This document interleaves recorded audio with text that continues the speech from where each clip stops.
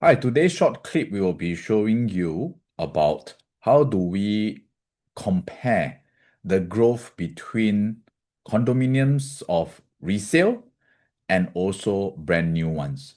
And what are the attributing factors that will contribute to the growth of a development? And this is only a part of it. And let me just give you some of the case studies so that we can have a better understanding of how developments has been growing over these years. And whatever I'm taking and showing to you right now, they are all based on historical data that has already been done and transacted.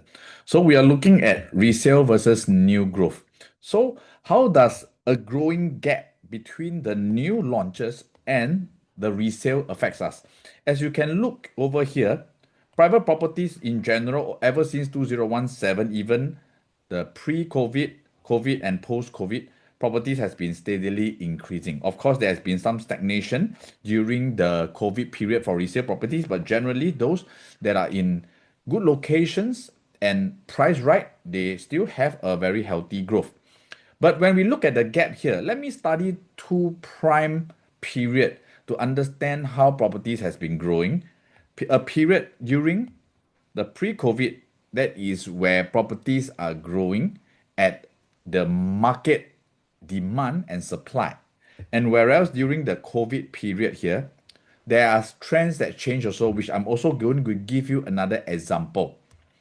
So one of the example here, if I were to go back in time and share a view, by then, if any one of you looking at a property in then in 2017 with a launch that's upcoming then, Martin Modern at this River Valley area. And also we have another huge development, a very good development, freehold development along the river as well. I would say probably the location is more ideal as it's along the river, and Martin Modern here is along the Martin Place here. But if you look carefully at the price that it was launched in 2017, many would ask this question.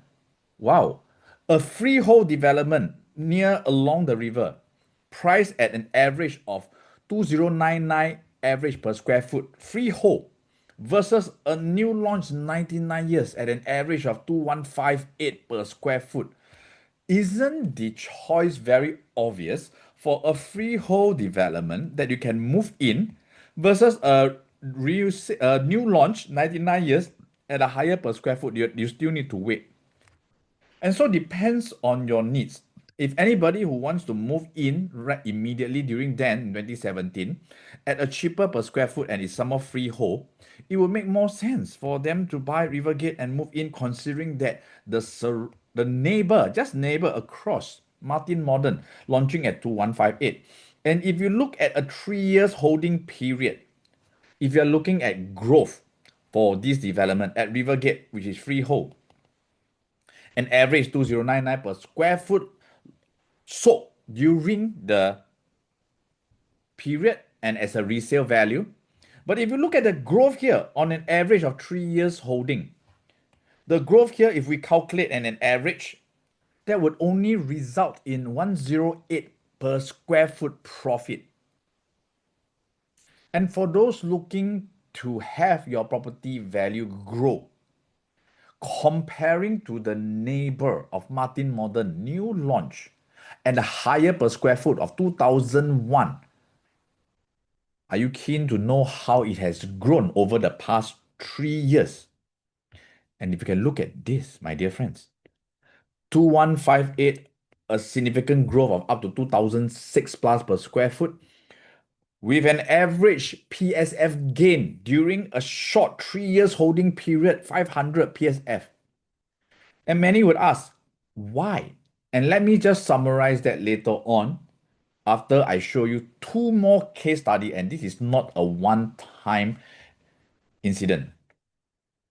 Another location I want to share with you as well, commonly popular. Let's say we go back a little bit further in 2014. 2014, many would ask, okay, probably that location in CCR next to the river is not as prominent. But if we are looking at Queens, also very near MRT. Commonwealth, yes, even nearer to the MRT. And this location here versus the size of this Queen. Size is a huge development. The price is significantly lower than Commonwealth Towers. If you're looking at then Queens on an average of resale value of 1,002 per square foot versus Commonwealth Towers, yes, taking advantage that is nearer to the MRT, commanded at 1,006 PSF. Of course, both are 99 years. Then the comparison will be that is newer one nearer to the MRT significantly worth paying for more. And anybody would want to move into a huge development at the Queens at a cheaper per square foot, knowing that the neighbor at 1,006 is probably maybe going to bring up our price. Can we see this as an opportunity? But let's see the results. 3 years holding period for the Queens, my dear friend, average of 1,002. There isn't much movement over the past 3 years. If you are looking at, no, this is more than 3 years, my dear friends. This is a holding period of, in fact, 6 years. Okay, pardon me, I just put 6 years over here. $16 per square foot growth. What about Commonwealth Towers being a new launch here? 2014 to 2020 over here. Same thing, 6 years holding period, my dear friends. Significantly more profit. And some would say, why don't we just take this opportunity for those who are seeking growth to move into Commonwealth Towers, take the gain, and move back into Queens with extra spare cash for your retirement? Isn't that a more strategic strategy for us to elevate our wealth? And this may not be commonly heard because, as buyers who are not guided by numbers, you may think that, wow, with higher prices around here, our properties, which is a good location as well, will have the chance of appreciation. In fact, there are many factors that attributes to the stagnation of a resale property. And one simple one would be the willingness of the resale buyers. If they have bought at an earlier price, their price to exit may not need to be high. And thus, even with more transactions, the prices may not go up a lot versus a developer who prices the unit higher and higher over time, and also the unity of the resale residents contributes to a better growth, my dear friends. So you may ask this question, Paul, if I'm using these two examples, yes, would there also be other examples in the market that we overlook the fact that a resale property may not have the same kind of growth that a new launch offers? So, or maybe you may ask, this period is a period about 10 years ago. We are talking about 2014 to 2020. In fact, the COVID has changed a lot, more cooling measures coming in. Will this phenomenon still apply?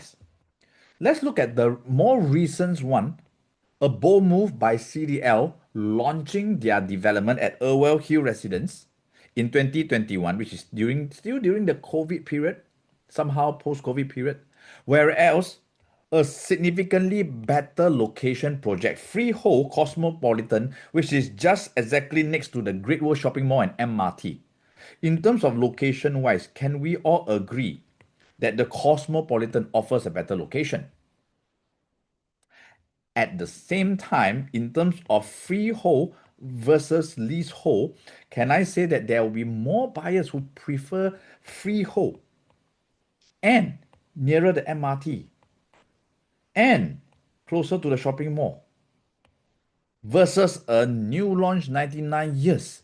And in fact, the price itself is 200 PSF cheaper.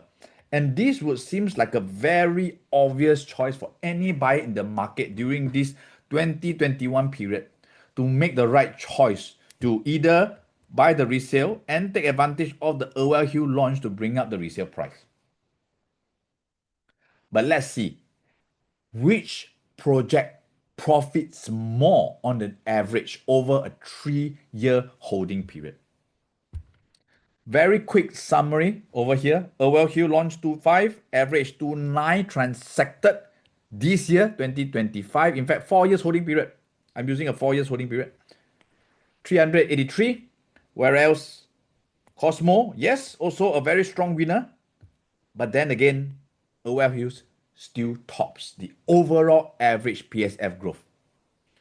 So what are we trying to say here, my dear friends? Are these the attributes that contributes to a project growth, whether it is freehold or leasehold? Or is it the importance of being near an MRT and shopping mall that will protect the growth? Or is it about developers, workmanship, or is it really the case of new and resale? Use our three-tier protection checklist, my dear friends, to better understand the attributes of the project. Because as you have narrowed down the location of choice, it might be worth considering for you to also explore new launches that you have never tapped on before. And for those who only believe in buying new launches, there could also be resale that have strong attributes that can equally give you good returns. Okay, with that, I hope this short video has add value to your property search. So with that, do speak to any of our consultants. Let us use the three-tier protection guideline to help you better understand what are the strong attributes to buying the right property for your future growth. Okay, with that, I'll see you all soon.